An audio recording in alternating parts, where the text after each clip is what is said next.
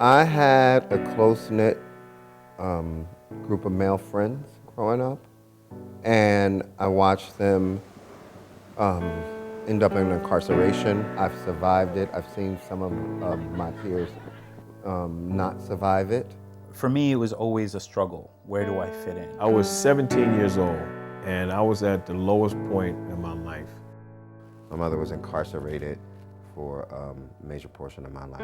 My mom raised us. We know what it is to be on welfare. We realized, wow, we don't look like them. Like, wow, we're not, how come our uniforms are old and ripped, and how come we don't have fences in our parks?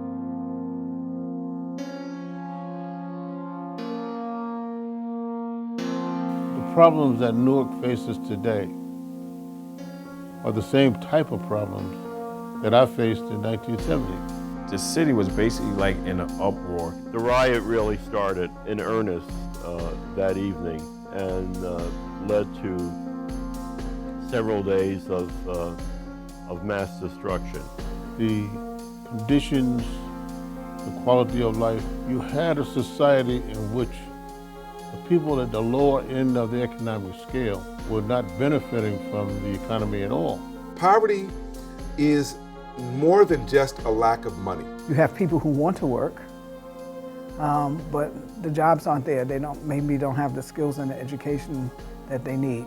The real issue is jobs, right? That people need access to jobs so that they can support themselves. I'm not saying that there's no racism, but I'm saying that the dynamic that reproduces racial inequality is more about favoritism of whites toward other whites than whites toward non-whites. But I think what African Americans need to do is they need to learn how to be entrepreneurs and start their own businesses. I was supported heavily by people, saying that I was special, I was going to be somebody. I was at the table from the beginning. Here I am at an art gallery in Soho, in New York City, 19 years old, Puerto Rican kid from Newark, 10 years ago on a government cheese line.